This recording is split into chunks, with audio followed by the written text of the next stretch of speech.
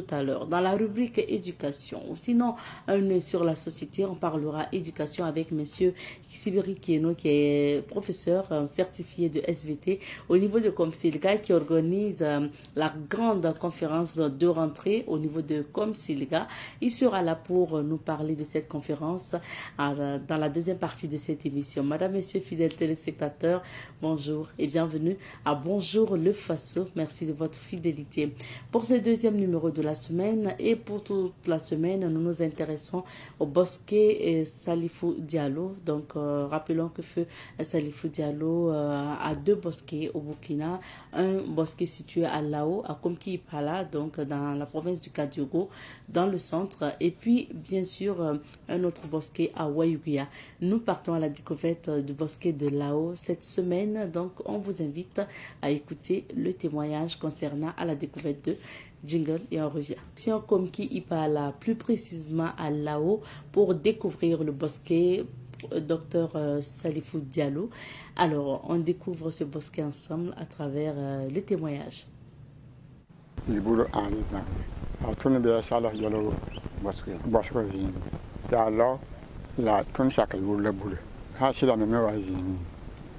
Moi, je m'appelle Bagré Henri Ilboudo. Nous sommes actuellement dans le bosquet de feu Salif Diallo, dans le village de Lao, précisément dans le quartier Oula. J'étais assis chez moi et un jour le conseiller est venu me voir. Il m'a dit que le maire demande un espace pour faire le bosquet de Salif Diallo. Mais depuis, il cherche en vain. C'est ainsi que j'ai dit que quelqu'un qui fait du bien est toujours récompensé. L'argent est bon, mais le social est meilleur. Je ne veux pas d'argent. Comme c'est juste un hectare, je vous l'offre pour qu'on puisse se rappeler toujours de ce monsieur. J'ai donné gratuitement le terrain et depuis lors, je n'ai rien reçu en retour. L'année passée, les femmes du village sont sorties nombreuses et ont planté des arbres au sein du bosquet. Ce jour-là, Simon Compaoré était là et il était très content du travail des femmes. Il a donné une tonne de maïs aux mères pour les femmes. Ce que j'ai vu, c'est ça. Le terrain ne m'appartient pas à moi seul. Le terrain appartient à la famille Ilboudo. C'est pour nos ancêtres. Je n'ai le droit de réclamer la propriété du terrain. Et avant même de donner le terrain, j'ai informé la famille et elle a donné son accord. J'ai donné le terrain sans arrière-pensée. J'ai donné au nom de Dieu pour garder la mémoire de Salif Diallo. Tout fait doit être récompensé. Je sais que les terrains sont de l'argent. Actuellement, on peut estimer ce terrain à plus de 3 millions. Mais je ne vois pas ça. Parce que l'argent finit, mais les hommes restent. Je sais que dans 1000 ans, mes petits-enfants vont toujours parler de ce terrain. Même s'ils avaient vendu ça à 5 millions, à l'heure là, ce serait fini. J'ai connu Salif Diallo quand il était ministre de l'Agriculture. J'ai été plusieurs fois témoin des actes qu'il a posés en matière de développement. J'ai quitté ma localité d'origine pour aller cultiver dans une autre localité avec un ami. Un jour, pendant que nous étions au champ, et à la grande surprise de tout le monde, Salif Diallo apparut dans nos contrées. Mon ami me demanda si je le connaissais et j'ai fait signe par l'affirmatif. Lui pourtant n'avait toujours jamais vu physiquement Salif Diallo en dehors de la télé et des journaux bien sûr. Quand Salif Diallo est arrivé dans notre champ, il s'est joint à nous dans les travaux sans paître. Tout le monde était ébahi de voir un ministre dans cette situation de paysan. Quand il est arrivé dans le champ, le propriétaire s'est accroupi pour lui saluer et il a décliné ce geste du propriétaire du champ avant de s'adjoindre à lui. Pour Salif Diallo, c'était juste de s'imprégner des réalités des travaux champêtres à travers le territoire afin de prendre des solutions idoines pour le monde agricole, car c'est le Burkina qui gagne. Cette visite nous a tellement marqué ce jour-là, à telle enseigne que nous ne pouvons pas oublier Salif Diallo. Si le ministre de l'Agriculture de l'époque s'intéressait à ce que nous faisons, ça ne peut que nous réjouir. Je n'ai pas eu la chance d'aller à l'école, mais j'ai fait l'aventure, car en Côte d'Ivoire, où je me suis retrouvé entre-temps, ce sont les mêmes travaux champêtres que je faisais. Bonjour Abzeta et bonjour à tous les téléspectateurs de Savane TV. Merci d'être là. Les titres d'abord. On va commencer tout de suite et maintenant par l'observateur Palga qui titre à sa une route Bobo du Lasso, Banfora, frontière Côte d'Ivoire, feu vert de l'Assemblée législative de transition pour le financement de leur réhabilitation. Présidence de la FBF, l'état-major d'Oumarou Sawadogo. La lucarne donc des anciennes gouloirs Ibrahima Ouedraogo Kinsley, conflit foncier Yongolo Sitiena, de nouveaux affrontements font 2 morts. Lutte contre l'insécurité, séjour d'une délégation ministérielle à Nouna.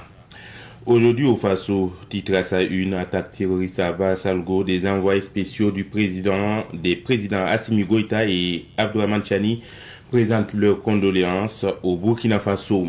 Attaque de Barsalgo toujours, les propositions du Dima de Boussouma, l'appel de l'abbé Jean-Emmanuel Convolbo, Chine-Afrique, à chaque dirigeant d'apprendre à pêcher son poisson ou attraper sa souris.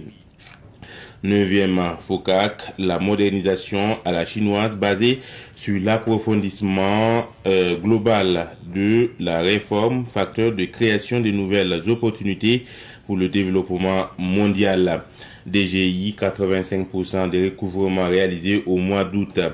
Un contre 2 candidats à la présidentielle en Tunisie, Kaïs bétonne son chemin pour rester au palais de Carthage. Le pays titre à sa une, Denis Tenya, secrétaire général du CDP, la suspension des activités des partis politiques ne suspend pas les sollicitations diverses. Terrorisme en Afrique, Jonas Yen accuse. Histoire énigmatique, chronique d'une histoire dramatique d'un homme maudit. Attaque de Barsalgo, des émissaires des présidents maliens et nigériens solidaires du peuple burkinabé. Drame de Barsalgo toujours, la FAIV Centre-Nord invite les fidèles musulmans à poursuivre les Kounout. Révélation, Mako, déposé pour avoir détourné près de 100 millions de francs CFA d'une clinique de la place. Présidence de la FBF, le gros chantier du colonel-major Oumarou Sawadogo. Actu Sport, Mercato, Adamo Nagalo signe au PSV Eindhoven, Issa Kabore prêté au Benfica. Le quotidien titre à sa une, attaque terroriste à Barsalgo, des émissaires des présidents nigériens et maliens témoignent leur compassion. Oumarou Sawadogo, président de la Fédération burkinabé de football, les attentes des journalistes sportifs. Éducation au Burkina, la falsification des bulletins scolaires, l'autre mal de l'école burkinabé. Le Front patriotique, donc attaque terroriste à Barsalgo, toujours le Front patriotique appelle à instaurer un système de défense populaire. Sidoya titre à sa une, attaque terroriste à Barsalgo, des émissaires des présidents nigériens et maliens témoignent à leur compassion et leur solidarité au peuple burkinabé. Appelé donc volontaire du SND, la formation civique et patriotique des 3 régions lancée. Cancer de l'enfant et de l'adolescent, 20 à 25% des patients abandonnent le traitement. Dr Gabriel Chantal Bouda, emploi vert, un espoir pour la protection de l'environnement, la réhabilitation des routes. L'Assemblée législative de transition autorise des financements de 2 projets. Montée des couleurs, le Burkina Faso ne pliera jamais les Chines. Le ministre d'État Jean-Emmanuel Ouedraogo. Trait de plume, Gabon, l'ère Oligui Nguema. Pour terminer, Abzeta, attaque terroriste, titre à sa une, l'Express du Faso. Les émissaires de Tiani et de Goïta témoignent leur compassion et leur solidarité. autant le dire, la désinformation, c'est surtout les réseaux sociaux. Échange avec la délégation gouvernementale à Bobo-Dioulasso, c'est que les forces vives ont dit. Centre régional des œuvres universitaires de Bobo, 16 couples se sont dit oui. Orodara, meeting transfrontalier pour soutenir Ibé, Goïta et Tiani. Merci bien Issa pour les titres de ces journaux. On revient sur quelques sujets d'actualité. On s'intéresse à l'actualité d'abord au palais de Koulba, où 2 émissaires ou 2 envoyés du Mali et du Niger ont été reçus. Effectivement, c'était dans la journée d'hier au palais donc de Koulouba, le palais présidentiel. 2 émissaires des présidents Assimi Goïta et du général Abdourahmane Tiani qui étaient à Ouagadougou. Ils ont rencontré le président du Faso pour lui exprimer leur solidarité, leur compassion et surtout leurs condoléances au peuple burkinabé après donc l'attaque meurtrière de Barsalgo. Donc les 2 émissaires étaient là également pour affirmer leur soutien que cette lutte contre le terrorisme est en train d'être gagnée par les armées, en tout cas des pays de l'AES, et que le Burkina Faso n'est pas le seul pays en DE, c'est toute la confédération de l'AES qui est touchée donc par cette attaque. Et ils ont également exprimé leur confiance, en tout cas en ce qui concerne la montée en puissance des armées des pays de l'AES.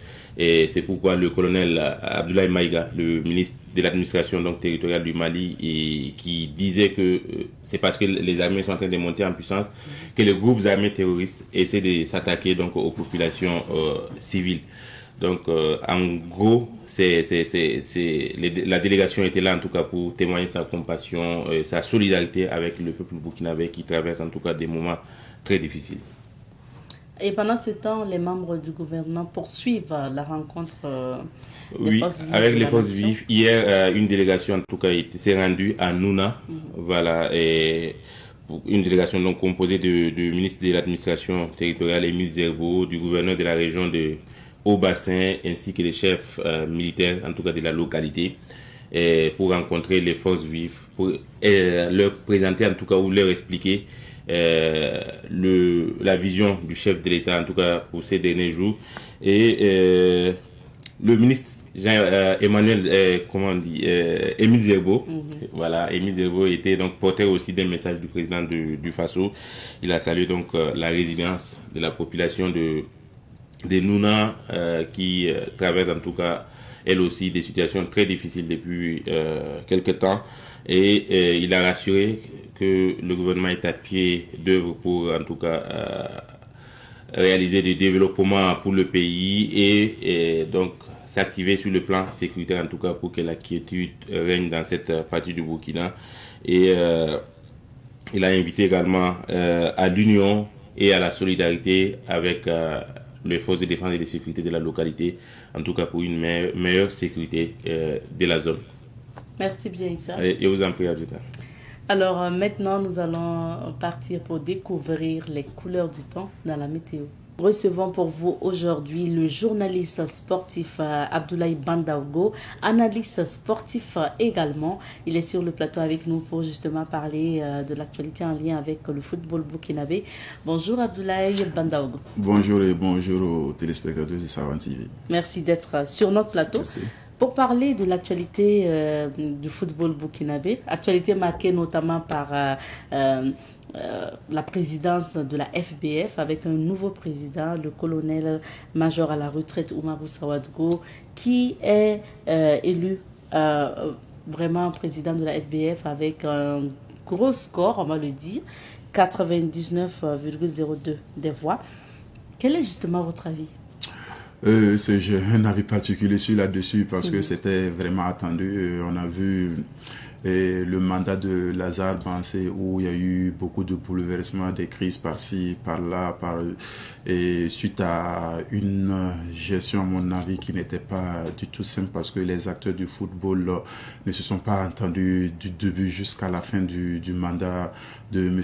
Lazare Bansé. Donc il était temps aussi, comme le dit les textes, chaque 4 ans, il faut organiser une élection et le colonel-major Umaru Sawargo s'est présenté et il a remporté ces élections. Donc Lazare Bansé qui quitte en tout cas et à la tête de cette fédération, 4 ans de gestion et je pense que c'est une nouvelle mission pour Umaru Sawargo. Mon avis c'est que on espère en tout cas voir un président impartial, un président qui est là pour bâtir notre football parce qu'on en a vraiment besoin et ces 4 années n'étaient pas du tout faciles pour tous les acteurs, même les observateurs du football burkinabé. On espère que la venue de ce monsieur, le colonel à la retraite, je pense qu'il doit prendre fonction, il doit quitter cette posture de la retraite et travailler pour redoser le blason rapidement parce qu'il y a eu trop de bisbilles qui ont entouré notre football, des bisbilles qui n'honorent personne et des bisbilles qui ont fait reculer notre football, je peux dire, de 10 à 15 ans. Ah, waouh, 10 à 15 ans, c'est quand même trop, hein? Non, c'est pas trop. Je peux dire, le mot n'est pas fort parce que je pense que quand on vient à la tête d'une fédération, la fédération c'est quoi? C'est l'émanation des clubs ou des acteurs du football. Donc moi je pense que quand on vient à la tête d'une structure, et c'est la gouvernance, quand on vient à la tête d'une structure, c'est écouter tout le monde pour être sur le bon chemin. Quand on prend les intérêts personnels au détriment des intérêts communs pour gérer une fêtière, c'est là le problème. Parce que quand vous prenez le cas de M. Lazare Bansé au départ, on a vu un groupe, après le groupe s'est cassé. Donc, entre lui et ses soutiens, ça n'allait pas. Entre lui et ceux qui ne l'ont même pas soutenu, ça n'allait pas. Donc, pour moi, je dis que, vu l'évolution du football mondial et en particulier du football burkinabé, on peut dire qu'on a reculé. Parce qu'au stade où nous sommes, moi, j'ai toujours dit, le football est devenu une industrie dont le business est indispensable. Quand vous prenez nos clubs, c'est la galère totale. Ici, le football résume qu'au niveau de l'équipe nationale. Et c'est l'équipe nationale et c'est fini. C'est vraiment dommage. Pourtant, on veut bâtir une nation de foot. Est-ce qu'on peut bâtir une nation de foot en s'intéressant uniquement qu'à l'équipe nationale A? Je dis non. Donc, pour moi, je pense que la crise, le mal est profond. Il faut travailler de telle sorte diagnostique. On en connaît déjà le mal. Donc, il faut avoir un bon médecin qui va soigner, en tout cas, ces plaies qui minent notre football. Merci pour ce petit bilan donc de la gestion de Lazare Bansé qui quitte la Fédération burkinabé de football au profit donc du nouveau président Umaru Sawargo. Alors avant quand même l'élection aussi du seul et unique candidat donc à la FBF, il y a eu aussi des bisbilles, il y a eu des candidats recalés qui ont dénoncé et finalement la veille des élections à la présidence de la FBF, on voit que on parle d'entente, réconciliation et autres. Est-ce que c'est une vraie réconciliation pour que enfin les acteurs du football puissent travailler ensemble ou vraiment c'est de farce? Une vraie réconciliation, je ne sais pas, mais une très belle image pour notre football. Parce que moi, je pense que le point positif de tout ce qui s'est passé pendant le dépôt des candidatures, pendant la campagne, c'est le point positif que personnellement je retiens la veille des élections. Voir le lieutenant-colonel Ali Djissou, président de la S-Douane, voir Rahim Ouedraogo, voir le colonel-major à la retraite Umaru Sawargo mettre dans la main pour bâtir un bon football pour notre pays. Je pense que c'est l'image à retenir. Maintenant, une vraie réconciliation. Il faut que ces acteurs se disent une certaine vérité. Il faut que ces acteurs soient autour d'une table pour parler le même langage. Oui, je pense que le consensus, personnellement, je voulais que tout le monde aille aux élections. Mais le consensus, il faut se dire que le consensus, c'est pas forcément avant. Le consensus aussi peut être après élection.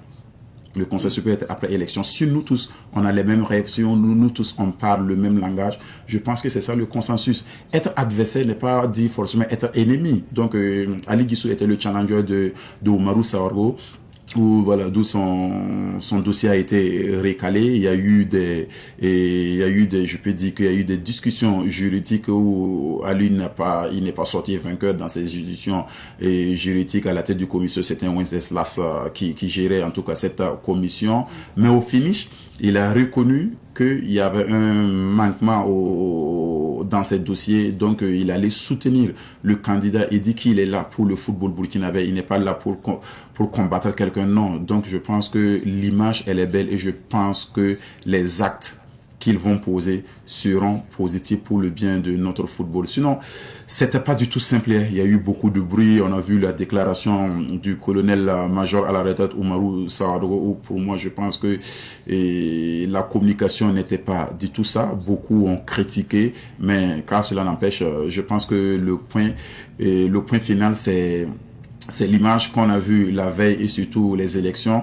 Ali même a appelé ses partisans à le voter et c'est la raison pour laquelle on a vu ce score fleuve, 99,2% sur les 210. Il a eu 203 voix. Donc ça veut dire que les acteurs du football là, ont donné en tout cas ce quitus, ont donné la voix à Oumarou. Ils ont fait confiance. Il a même bâti campagne et c'est tout à fait normal parce que il a sillonné 12 régions sur 13 pour montrer et faire valoir en tout cas son savoir-faire dans le football et je pense que c'était vraiment nécessaire. Au niveau du programme de Oumarou Sawadogo, c'est Free Foot, un football émergent et résilient et dans son programme, il veut attaquer 4 axes et je cite l'axe 1, c'est l'amélioration de la gouvernance. Vous savez que j'ai bien parlé de la gouvernance de Lazare Bansé. Il nous faut une bonne gouvernance, il nous faut une gouvernance en tout cas qui va amener les acteurs du football à être autonomes. Donc ça c'est le premier point, l'amélioration de la gouvernance de notre football. Le point 2, il parle de renforcement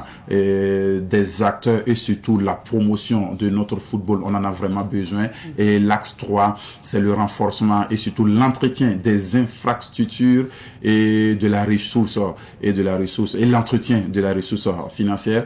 Parlons des infrastructures. Vous savez que jusqu'à présent, on n'a même pas un stade pour jouer un match international. Oui. Vous regardez même les stades de 11 décembre, ça a été une mauvaise gestion, ça a été mal fait et je pense que on doit prendre l'affaire à bras le corps pour nous donner des bonnes infrastructures. Il parle d'entretenir les ressources financières. Ici, le football n'est pas professionnel. Nous sommes dans un football amateur. C'est la ligue qui est professionnelle, dont le football est amateur. Et le 4e point, c'est l'autonomisation de leur gestion. Donc, s'il a pu exécuter ces 4 points, je pense qu'on aura vraiment un football émergent et résilient. Ça devrait aller. Dans les normes, parce que la théorie est différente et c'est vraiment entre la théorie et pratiquer, il y a un grand fossé, mais je pense qu'à force de se donner les moyens, il va finir à atteindre ses objectifs. Il est élu avec certainement des défis et urgemment, à quelle priorité en fait ou à quel axe il doit justement se pencher?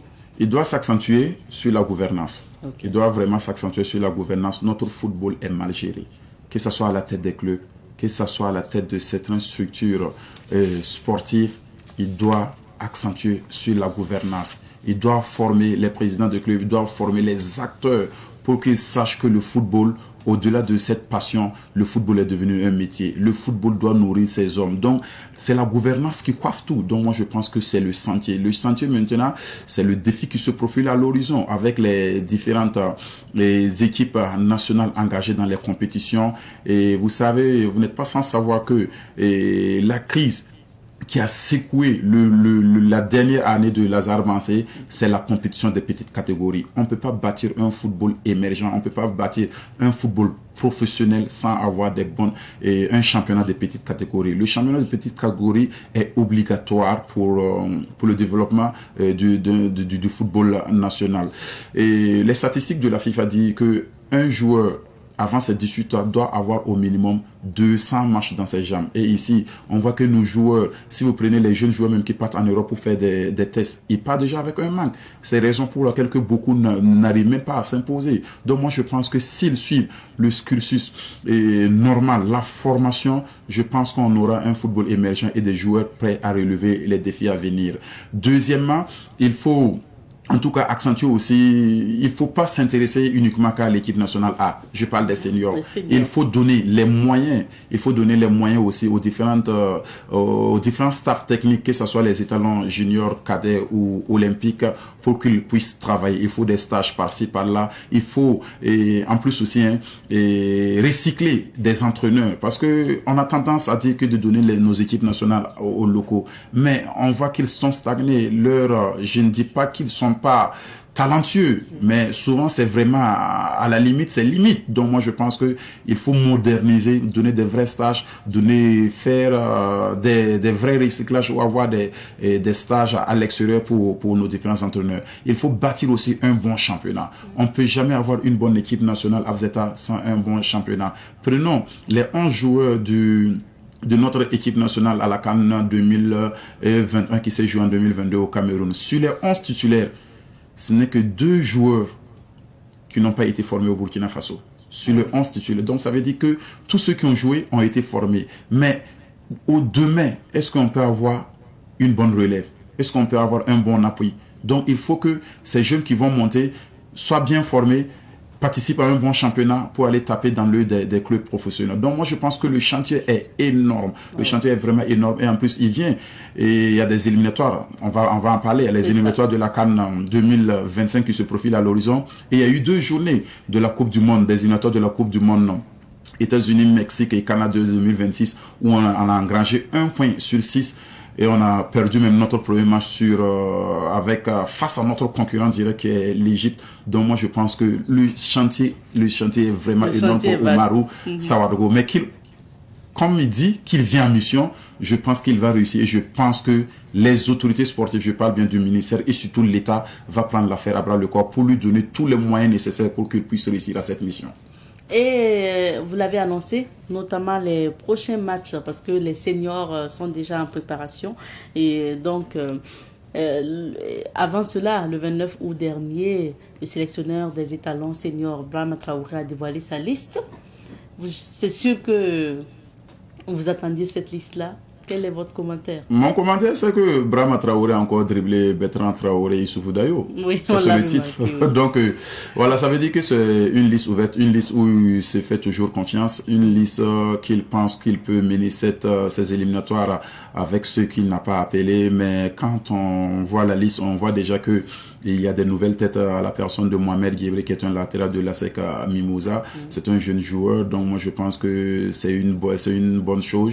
On a la convocation aussi, la première convocation de Ousmane Kamara, et vous savez que c'était l'un des meilleurs joueurs de sa génération, et les éliminatoires de l'UFOA au Ghana, il était le meilleur joueur de la compétition. Il est allé en Algérie, j'y étais même, et il n'a pas donné en tant que tel. Moi je pense que le match de classement, il a justifié tout le talent. Donc à la Coupe du Monde aussi, on a vu que l'équipe ne s'est pas bien préparée. Donc pour moi, je mets ça sur la mauvaise préparation de notre équipe nationale. On n'a pas fait bonne figure, mais au sein de cette catégorie, on a des éléments comme Suleiman Aliou, mais je pense que c'est une bonne chose en tout cas de donner la chance à Ousmane Kamara qui fait des merveilles dans son club. Il joue dans un championnat en Europe de l'Est, en Lettonie, mais au fur et à mesure, quand il va monter en puissance, quand il va en tout cas démontrer tout son savoir-faire sur la pelouse, peut-être il va venir dans un championnat où le niveau est vraiment relevé, et c'est un challenge pour lui, c'est à lui de pouvoir s'imposer.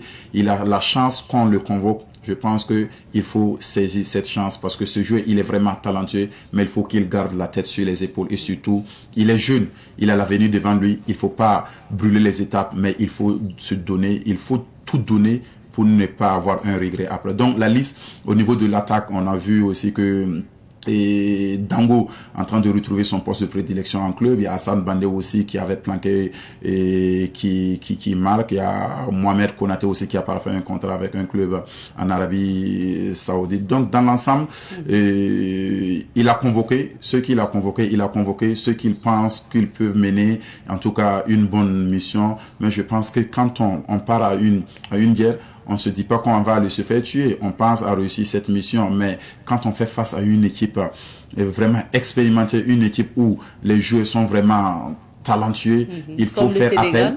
Comme le Sénégal, il faut faire appel à tout le monde. Donc moi je pense, Brahma, il est resté sur sa position. Il a justifié, même s'il ne m'a pas convaincu. C'est son choix et on le regarde.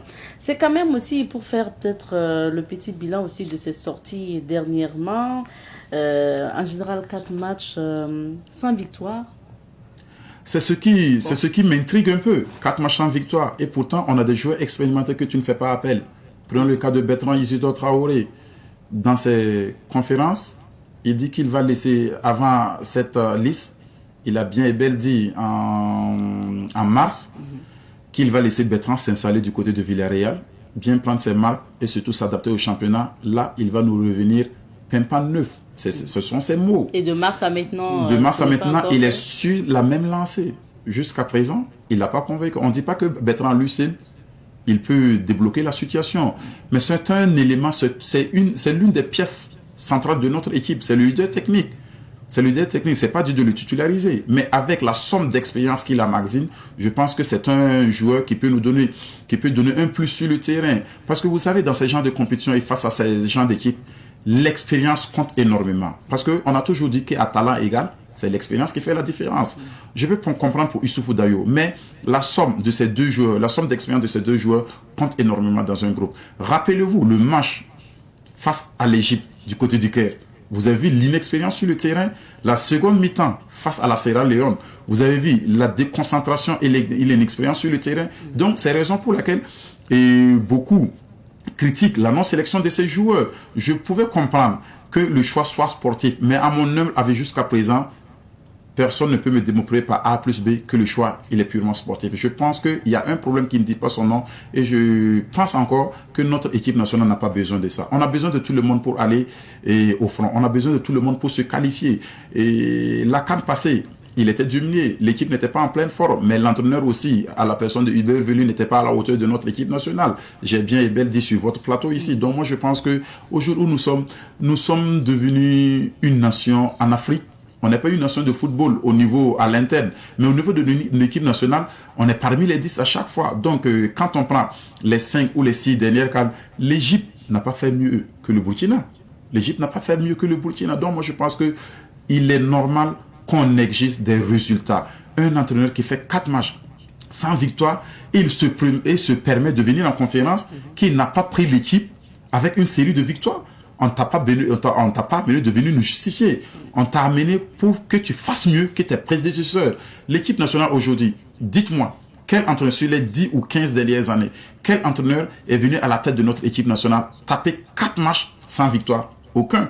C'est lui seul. Donc moi je pense qu'il doit se remettre en cause, travailler de telle sorte pour que tout le monde soit content et surtout nous donner des résultats positifs. Et les résultats positifs passent par des victoires. En attendant, les seniors se préparent pour leur premier match. Ils sont déjà à Bamako. Hein? Oui, ils sont déjà à Bamako depuis la première délégation. La délégation, le premier groupe est déjà à Bamako depuis dimanche. Et il y a eu des joueurs comme Stéphane Aziz, Ousmane Kamara et d'autres depuis dimanche. Lundi était attendu Sidou Semporé et le nouveau joueur de PSV Eindhoven qui a paraphé 5 ans de contrat, et je parle bien de Adamo Nagalo. Donc il y a Hermo qui n'est pas encore sur place. Je pense qu'aujourd'hui dans les normes tout le groupe doit être au complet aujourd'hui mardi pour préparer en tout cas cette rencontre face à l'équipe sénégalaise. C'est le 6 à 19h au niveau de Dakar, et le stage dans les normes doit durer 4 jours avant de débarquer l'équipe pour aller affronter les Lions de la Teranga. Et après le 6, il y a le match du 10 qu'on doit recevoir à Bamako, le 10 face aux Flames du Malawi. Ah oui, et on a parlé de Bertrand Traoré qui n'a pas été appelé, Issoufou Dayo, mais on a appelé, enfin je vais dire sur la liste quand même de Brahma Traoré, figure le nom de Hervé Kofi, donc le portier. Est-ce qu'il viendra? Est-ce qu'il viendra? Je ne suis pas dans le secret des dieux, je ne suis pas dans le staff technique ni un membre fédéral, mais on espère à lui. En tout cas, ce soir, on saura. Ceux tous seront là. Je pense qu'il y a des joueurs qui sont arrivés hier, même s'ils n'ont pas du tout donné les noms, mais d'ici, avant l'entraînement de ce soir, on saura qui est là, qui n'est pas là. Et je pense que s'il vient, c'est un bon gardien, c'est un excellent gardien. Hervé Kofi Kouakou fait partie des 5 meilleurs gardiens sur le continent africain. Même s'il allait du côté de Lens, il est 2e choix. Mais il faut que les Burkinabés sachent aussi que Brice Samba n'est pas n'importe qui. Il est le numéro 2 de l'équipe de France. C'est un gardien expérimenté. Il fait toujours des merveilles. Donc, je pense que la discussion n'était pas du tout fluide avant la signature de Hervé Kofi Kouakou. Il a signé avant l'Euro. Et Brice Samba avait bien et belle dit qu'il va se prononcer après l'Euro. Donc, pour les éliminatoires de l'Europa League, en conférence, il dit qu'il va rester 1 an de plus à Lens. Il avait bien et bien dit qu'il allait se prononcer après l'Euro. Donc moi, je pense que c'est Lens et Kofi qui n'ont pas bien mené la discussion. Et je pense aussi que Kofi, il a tout le talent aussi pour bousculer la hiérarchie ou avoir des discussions pour jouer les matchs de coupe. Ou soit, voilà, c'est sur le terrain que c'est au pied du mur qu'on reconnaît le vrai maçon. Donc c'est à lui de se battre. Il faut forcément avoir des matchs pour être en jambes. Oui, bien sûr. Non, le baromètre d'un joueur, c'est la compétition. Ah oui. C'est ça que je dis. Une équipe nationale n'a pas forcément besoin de statut. Je pèse mes mots. Une équipe nationale n'a pas forcément besoin de statut, mais les hommes en forme du moment. C'est la raison pour laquelle les gens critiquent la non-sélection de Bertrand, parce qu'il est en forme. Il joue avec l'Ajax. Mais quand on prend notre milieu de terrain, c'est le vrai sentier, le secteur média. Et Blati, il en baisse de régime. Il y a Gustavo Sangaré qui change de niveau. Il est allé en Arménie. On sait que le niveau de championnat arménien ne vaut pas le niveau de la Ligue 2 française. C'est vrai, il joue. C'est une bonne chose. Mais le niveau n'est pas la même chose. Il y a l'utilisation de Stéphane Aziski. Il y a Sidou Saint-Paul qui vient. Mais le point positif aussi, c'est Chacha Bansé. Il a quitté Standard. Il a pas fait un contrat du côté de l'Allemagne. Je pense que toutes ces personnes, tous ces joueurs peuvent en tout cas, c'est à eux de faire taire, toutes les discussions concernant la non-convocation des deux joueurs, mais je pense que rien ne peut remplacer la compétition à Zeta, rien ne peut remplacer la compétition. Quand on voit un joueur qui respire la forme, ça se sent sur le terrain. Quand on voit un joueur qui joue dans son club, qui vient en équipe nationale, quand tu joues, ça se sent et ça se voit à l'œil nu. Quand il y a manque de compétition aussi, ça se voit. Donc moi, au fait, il y a rien de sorcier. Il y a même pas il y a pas quelque chose d'extraordinaire dans le football. Seul le travail paye. Seul le travail paye. Merci beaucoup, Abdoulaye Bandaogo. Qu'est-ce qu'on peut souhaiter? D'abord, donc, aux étalons et à leur coach. Et puis, bien sûr, au nouveau président. Oui, bonne chance à Brahma. Parce que on n'est pas contre l'équipe nationale. Loin de ça. On veut que tout aille bien. Nous aussi, on apporte notre contribution. Quand c'est bon, on apprécie. Quand c'est pas bon, on n'apprécie pas. Parce que d'abord, nous sommes des hommes de médias. On n'a pas droit à mentir à ceux qui nous écoutent. Parce que ce sont des gens vraiment conscients et confiants. Donc, on a le rôle de critiquer, surtout de donner des solutions. Pour le président de la fédération, bonne mission à lui. Et surtout, on pense qu'il va respecter les 4 axes. Le premier, c'est l'amélioration de la gouvernance. Le deuxième point, c'est le renforcement des acteurs et surtout la promotion de notre football. Le troisième point, c'est le renforcement et l'entretien des infrastructures et la mobilisation des ressources financières. Et le quatrième point, l'autonomisation de la réalisation. Bonne chance à toi, champion. Et on espère que tu feras mieux que ton prédécesseur. Je ne suis pas contre quelqu'un. Je donne ma petite contribution pour le développement de notre football. Merci beaucoup, Abdoulaye Bandaogo. On sera donc aussi... on va soutenir donc les étalons qui feront leur première sortie le 10 septembre. Non, la première sortie c'est le 6. Le 6 septembre. Voilà, face au Lion de la Teranga du Sénégal à Dakar à 19h. Et le 10, on reçoit l'équipe malawite à Bamako. Et voilà, le 10 c'est à Bamako. Voilà, c'est à Bamako. Burkina, Malawi, c'est à Bamako le 10. Et je pense qu'au sein du comité exécutif, un certain Rahim Ouedraogo qui connaît très bien le milieu de l'équipe nationale, je pense qu'ils vont réellement travailler pour le bien-être de notre football. Ça serait bien. Ouais. Ça serait bien que d'ici là aussi on puisse recevoir nos matchs ici. Pourquoi pas comme... Écoutez, il ne faut pas rêver les yeux ouverts. Tant qu'on n'ouvre pas ce joyeux, je n'y crois pas. Parce qu'on avait donné la date du 5. Et j'ai dit à nos auditeurs et à nos téléspectateurs que moi je ne crois pas en dit que Bandaogo est pessimiste. Ce n'est pas une histoire d'être pessimiste. C'était le 5 quoi?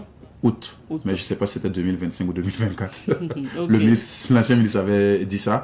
Ce n'est pas le fait d'être pessimiste, mais c'est le fait d'être réaliste. Je pense que il n'y a plus d'urgence. Il faut travailler pour nous ramener ce joyeux parce qu'on en a marre maintenant. C'est une honte. Il y a une mauvaise volonté dans la gestion de la rénovation du stade.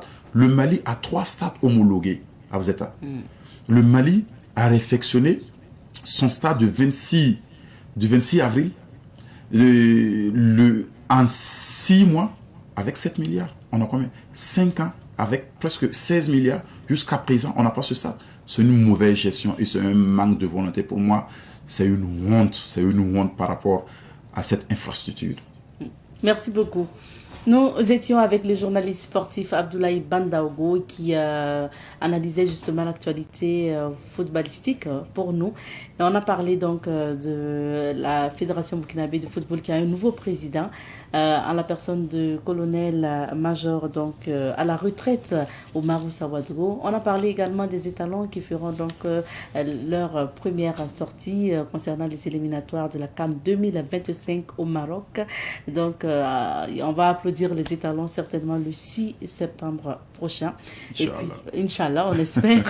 Et puis voilà, merci beaucoup de votre fidélité. Merci d'avoir suivi cet entretien qui s'achève maintenant. On marque une petite pause et on revient. Un œil sur la société, c'est la chronique du jour, de chaque mardi bien sûr. Et nous sommes avec M. Siberi Kieno, qui est professeur de SVT à Komsiliga. Bonjour M. Kieno. Oui, bonjour madame. Bienvenue sur notre plateau. Merci. Alors, aujourd'hui, on parle d'un événement à venir. Il s'agit de la conférence de rentrée. Une conférence que vous organisez à Komsiliga. Alors, on sait que vous êtes professeur certifié donc, de SVT. Vous êtes écrivain également. Mais il faut rappeler que vous êtes promoteur justement aussi du cabinet K-Éduc et des manifestations socio-éducatives comme la conférence que vous organisez. C'est plusieurs casquettes quand même. Hein. Est-ce que c'est une façon aussi d'abandonner petit à petit la craie pour d'autres activités? Non, maman. Non, c'est au contraire. C'est pour renforcer la craie. Parce que quand on dit l'enseignant, quand on dit Amore Karasamba, c'est un tout. Alors, le Karasamba, alors, il donne le savoir. Alors, ça veut dire que ce que la société a arrêté comme valeur et qu'on estime bien pour qu'on inculque aux différentes générations, il joue le rôle de conseiller, il accompagne, il est un peu la lumière de nos sociétés. Oui. Donc quand on dit enseignant, alors c'est un peu de tout. Donc toutes ces activités-là, écrire, c'est pour renforcer le savoir qu'on enseigne. Et quand on fait on est promoteur du cabinet K-Éduc, c'est pour accompagner les élèves pour de meilleurs résultats, les parents d'élèves pour que chacun sache son rôle. Et quand on organise une manifestation comme les CONFEC, alors les conférences sur l'éducation de Komsiliga, alors c'est pour encore réunir les différents acteurs, pour qu'ils se parlent, pour que l'éducation de qualité dont nous rêvons puisse être une réalité et pour que les résultats scolaires chaque année puissent être meilleurs. Donc, c'est toujours le même objectif. Oui, c'est la craie. C'est la craie, l'éducation. Alors, Monsieur Kieno, vous êtes justement porteur de ce projet-là, ou de cet événement maintenant, parce que ça s'est concrétisé. C'est la 3e édition de la conférence de l'éducation, sur l'éducation donc de Komsiliga. Une activité que vous organisez avec l'ensemble des enseignants de K-Éduc. C'est quoi la conférence donc, sur l'éducation de Komsiliga? Alors, en termes simples, les conférences sur l'éducation de Komsiliga, en abrégé CONFEC, c'est réunir les différents acteurs du système éducatif dans une même enceinte pour parler des questions d'éducation, pour parler comment on appelle ça, des stratégies pour améliorer les résultats scolaires. Voilà, et élucider les différents rôles. Voilà, dire aux parents, voilà ce que les enseignants attendent de vous. Voilà ce que l'école attend de vous. Les parents aussi vont dire, les enseignants, voilà ce que nous attendons de vous. Nous souhaitons que vous soyez ceci, cela. Alors, les élèves aussi, ils ont leur mot à dire. Ils vont dire, nous souhaitons que nos enseignants soient comme ça. Nous souhaitons que nos parents nous accompagnent de telle manière. Et ensemble, on va se prodiguer des conseils et pour l'avènement d'une éducation de qualité et comment on appelle ça, et de meilleurs résultats scolaires. Voilà, donc voilà un peu ce que le contenu. Voilà, quand on se retrouve généralement, alors il y a un panel et ensuite il y a d'autres sous-activités, comme par exemple le soutien aux élèves vulnérables, voilà, les élèves déplacés internes, voilà, les orphelins. Donc on essaie de leur donner des kits scolaires et des subventions de frais de scolarité. Alors, est-ce à dire, parce que quand vous parlez d'élèves et professeurs, donc enseignants et parents, et ça dit que ce sont les 3 entités justement qui sont en même temps les invités de cette conférence? Oui, c'est souvent, puisque quand on dit les 3 entités, tout le monde se retrouve. Oui. Alors tout le monde est parent. Alors il y a des autorités qui nous accompagnent, il y a des leaders d'associations, il y a des écrivains qui vont venir. Alors il y a comment on appelle ça, et des gens qui vont venir proposer de l'artisanat, les femmes des petits marchés. les femmes des petits marchés. Okay. Elles font bien partie de l'école. Oui. Donc elles vont venir exposer pour montrer le rôle qu'elles jouent dans l'assimilation, dans l'acquisition des connaissances. Voilà, donc c'est un peu tous ces acteurs-là et les partenaires de l'éducation, tous ces acteurs-là sont attendus. Voilà, et cette année particulièrement, il y aura une exposition de ces différents acteurs-là. D'accord. On va venir plus au programme tout à l'heure, mais il y a eu deux éditions qui sont déjà passées. Quel est le bilan que vous faites de ces éditions passées? Alors, pour résumer simple, le bilan, alors les deux éditions passées, 2022 et 2023, nous avons tenu un panel et on a prodigué des conseils aux enfants alors pour de meilleurs résultats. Alors, et pour une éducation de qualité. Nous avons aussi échangé avec les parents. Ça, c'est le côté panel. Et pour l'édition de l'an dernier, 2023, l'édition 2, nous avons remis des kits aux élèves vulnérables. Alors, sur place, et puis après, il y a des élèves qui ont bénéficié de subventions de frais de scolarité et puis de kits. Voilà, encore, et suite aux réactions de certains partenaires. Voilà, donc, et le bilan, en tout cas, est satisfaisant, parce que quand nous faisons le point, nous allons le faire à l'édition qui vient, et complètement. Alors, les élèves qui ont été accompagnés, puisqu'il y a un suivi à l'issue de toutes ces actions de soutien-là, il y a un suivi, et les résultats sont satisfaisants. Beaucoup ont eu le BPC, alors, bon nombre ont pu franchir les classes d'examen. Parce que, en fait, quand les enfants ont des difficultés, et sur le plan social, et sur le plan psychologique, ça affecte les résultats. Mais si il y a des gens qui s'engagent à les accompagner, ça les encourage et puis voilà, les résultats s'améliorent. Ok. Et vous préparez donc la 3e édition qui est prévue pour quand déjà? Oui, la 3e édition, c'est ce samedi, 7 septembre 2024. Voilà, et à partir de 8h, au lycée catholique Bon Pasteur de Komsilga. Voilà, Komsilga, c'est à une quinzaine de kilomètres de Ouagadougou. Et quel est le programme de cette édition? Le programme de cette édition, pour me résumer, c'est simple. À partir de 8h, le 7 septembre, à partir de 8h, nous allons avoir le panel. Et sur le thème qui est nos valeurs culturelles comme source de motivation pour les apprenants. Nos valeurs culturelles comme source de motivation pour les apprenants. Et à l'issue de cet exposé, et nous allons accueillir les invités d'honneur, les parrains et tous ceux qui nous accompagnent. Alors, pour venir s'ajouter aux parents et aux élèves qui étaient déjà présents pour la cérémonie de clôture. Au cours de cette cérémonie, nous allons remettre alors, des kits aux élèves vulnérables et des subventions de frais de scolarité. Voilà. Et il y a aussi, on va faire une caisse sur place pour encore avoir de l'argent pour soutenir d'autres élèves à la rentrée. Alors, il y aura des fiches de souscription pour des partenaires qui vont s'annoncer pour, comment on appelle ça, la rentrée. Et on va passer récupérer l'argent et en tout cas, les documents qu'ils vont éventuellement nous donner pour soutenir les enfants. Voilà. À l'issue de ça, il y aura la grande exposition des acteurs de l'éducation, des écrivains, des artisans, des gens qui font de la restauration, alors, et que les gens vont visiter. Alors, s'il y a la nourriture, on mange et puis on se quitte aux environs de 15h comme ça. Ah oui, c'est vraiment une journée donc d'échange. Oui. Une journée dédiée à l'éducation au niveau de Komsilga. C'est ça. On va voir les images ensemble. Ce sont des images des éditions passées. Oui. Donc, je pense que là, c'était pour le panel. Oui, le panel, et voilà, l'édition 2, voilà. C'est la 2e édition. Voilà, la 2e édition, en 2023. C'était le 9 septembre 2023. On continue. Oui, voilà, ça c'est une association qui est venue nous aider avec une sensibilisation sur la sécurité routière. C'est zéro goutte de sang. Zéro goutte de sang, zéro goutte de sang. Voilà, qu'on remercie au passage. Alors là, c'est les remises des kits aux élèves en difficulté. Ok. Alors, voilà. Donc, c'est toujours les remises des kits. Et voilà, quand je regarde les images, ça me rappelle, les résultats sont satisfaisants. Voilà, tous ces élèves dont on présente. Ah oui, vous voyez les images. Puisqu'on a le suivi, on a repris les résultats avec les parents. Et c'est satisfaisant. C'est plutôt bien. Alors, vous êtes vraiment à quelques jours de la 3e édition, puisque c'est samedi que ça va se tenir, et nous sommes mardi, donc il reste quelques jours. Est-ce qu'à l'étape actuelle,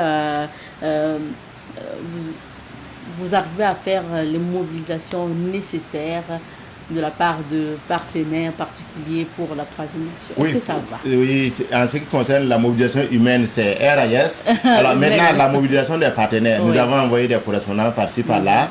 Et en tout cas, il y a certains qui ont commencé à réagir.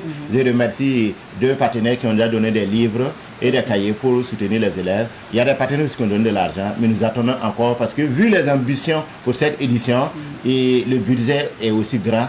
Et donc nous souhaitons en tout cas que les partenaires nous accompagnent. Ceux qui peuvent donner l'argent ou des livres, ceux qui peuvent donner aussi de la nourriture pour qu'on accompagne les enfants parce qu'ils vont passer toute la journée là-bas et c'est bien. Voilà, nous prenons tout, les vêtements, les vélos, voilà, tout ce qui peut aider les élèves à améliorer leurs études, nous prenons pour leur donner. Voilà, c'est comme ça. Nous ne sommes pas figés sur des éléments précis. Voilà. Est-ce qu'il y a aussi des personnalités qui ont accepté de vous accompagner? Exactement. Donc, je dois remercier par là les deux patrons, Sa Majesté Naba Bourga de Komsila, alors qui m'a adopté, okay. Et le président de la délégation spéciale et de la commune de Komsila, M. Antares Batiana, et qui sont les patrons. Il y a aussi des parrains. Alors, Adia de Komsila, qui est la marraine, et il y a 3 autres parrains, et M. Arba Ouedrago, qui est traduit praticien au niveau du Tal of Menga, M. Julien Nongerma, et premier maire de Komsila, et nous avons M. Zungrana Boukare, dit Azomaf, voilà, du côté de Rawilge, et qui nous soutiennent. Il y a de nombreux invités d'honneur, dont le frère grand docteur, et Emile Arsara, qui est écrivain, voilà, et Zoël Bonkungu, et du lycée, voilà, d'un lycée privé à Kérior. Voilà. Oui, donc ils sont nombreux, voilà, des enseignants comme des leaders d'associations qui ont accepté de nous accompagner en tant qu'invités d'honneur. Ok. Et vous attendez toujours que ce soit des particuliers, des entreprises qui veulent bien nous attendons beaucoup. Voilà, des entreprises qui partenaires de l'éducation, voilà, qui peuvent nous aider, voilà, les sociétés de téléphonie et téléphonie mobile, les assurances, en tout cas, tous ces partenaires qui peuvent nous aider, voilà, ça va en tout cas rehausser l'éclat de la cérémonie et en tout cas, c'est les enfants qui gagneront, c'est l'éducation burkinabé qui va gagner. Vous avez parlé tantôt aussi d'exposition de produits. Est-ce qu'il y a la possibilité aujourd'hui peut-être de prendre des stands pour les femmes soit à Komsilga ou même à Ouaga? Oui, c'est toujours possible parce que l'exposition, l'objectif, c'est de motiver les apprenants à travers un peu les différents acteurs qui seront présents. Ils vont trouver des modèles. Moi, je veux ressembler à telle personne qui expose ça. Il y a une jeune professeure qui doit venir de Manga pour exposer des produits de beauté, de mode, des sacs, des perles. Voilà, c'est une professeure et ça va motiver beaucoup que les enseignants, en plus de la craie, savent faire autre chose. Il y a aussi les partenaires de l'éducation. Je parlais des mamans des petits marchés. Et voilà, ça va beaucoup aider. Et nous avons les écrivains. Voilà, donc les enfants vont trouver des modèles et aussi ils peuvent trouver des idées d'entreprise à travers tout ce qu'ils vont voir. Alors, parce qu'aujourd'hui, il ne faut pas qu'on se flatte. Tout le monde ne pourra pas devenir fonctionnaire. Donc, il faut que les enfants aient des idées d'entreprise dès le bas âge. Et ça, c'est à travers ces visites de ces entreprises-là, voilà, de ces expositions-là qu'ils vont voir. Donc, il y a des gens qui vont venir. Il y a une famille, par exemple, qui a dit, alors, moi, j'ai fait l'élevage et mes enfants, qui sont des élèves, m'accompagnent. Donc, je vais venir exposer, voilà, et pour motiver les autres.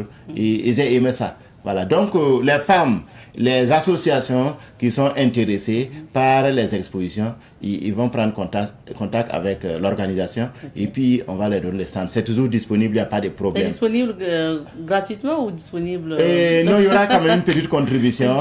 Voilà, une petite contribution. Voilà, pour que l'intéressé aussi, alors le comité d'organisation aussi puisse, et en tout cas tenir l'organisation, payer au moins les stands parce qu'on va louer l'installation. Voilà, c'est vrai que le lycée Bon Passeur, que j'ai remercié au passage, l'administration nous a donné gracieusement les locaux et puis le matériel qui est à l'intérieur. Mais nous avons besoin de bâches, nous avons besoin d'installations particulières pour pouvoir accueillir les exposants. Donc il y aura des contributions. Il y a pas de... Voilà. Mais ça sera à leur portée. D'accord, ça sera symbolique. Ça voilà. sera à votre portée.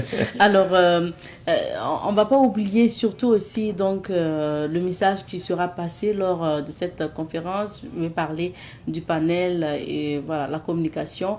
Qui sera là à Komsilga le 7 pour échanger avec le secteur de... Voilà. Alors, donc, on a 2 éléments principaux pour le panel. Okay. Alors, M.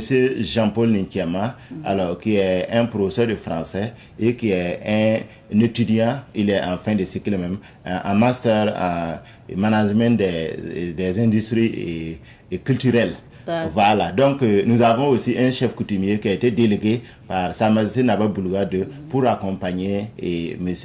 Jean-Paul Nikema, le professeur de français. Alors en plus de ça, tous les enseignants qui seront dans la salle et tous ces parents d'élèves qui seront là, tous ces leaders qui seront là, auront leur mot à dire en termes de réponse aux préoccupations que les uns et les autres viendraient à soulever. Parce que c'est vraiment un cas d'échange. Oui, c'est ça, un cas d'échange. On ne vient pas écouter seulement, on peut contribuer. Voilà, on peut contribuer. Et c'est ça, la beauté de la chose. Oui. Merci beaucoup. On va laisser le contact pour ceux qui veulent soit faire des dons de livres, de fournitures ou de moyens financiers, ou ceux qui veulent bien prendre donc des informations sur l'activité à venir. C'est quoi le bon contact? Alors, le bon contact, c'est 65 43 57 93. Donc, c'est un numéro WhatsApp. On peut aussi envoyer l'argent dessus. Ok. Voilà. On peut aussi envoyer l'argent sur le 70 78 11 61. Voilà, c'est un numéro WhatsApp également. Voilà, donc en tout cas, on attend les réactions. Voilà. En attendant de voir si peut-être l'affiche de l'activité est disponible, on va afficher pour les téléspectateurs qui peuvent faire des captures, avoir le contact à tout moment. Donc, ces conférences sur l'éducation de Komsilga qu'on fait qui vont se tenir donc le 7 septembre 2024 Komsilga au lycée Bon Pasteur donc de Komsilga. Quel est votre message, M. Keno, à l'endroit des parents d'élèves, des élèves? Certains sont au champ, d'autres sont à Ouaga, ils vont retourner d'ici là. Mais quel est votre message à leur endroit concernant l'activité à venir? Alors, pour les CONFEC, les conférences sur l'éducation de Komsilga, 3e édition, et pour ce samedi 7 septembre 2024 à Komsilga au lycée Bon Pasteur, tout le monde peut participer. Okay. Les élèves, les parents d'élèves, c'est-à-dire les mamans, alors, les papas et tous les tontons, vous pouvez venir. Avec tous les élèves, il n'y a pas de classe précise. Nous faisons les communications en français et en moré, donc c'est accessible à tous les publics et l'entrée est libre et gratuite. Voilà. Maintenant, on va visiter les expositions et tout ce qu'on... Et toutes ces échanges-là, ça va beaucoup profiter aux parents d'élèves et aux élèves qui seront présents. Voilà. Donc les associations aussi sont attendues. Voilà, c'est ça.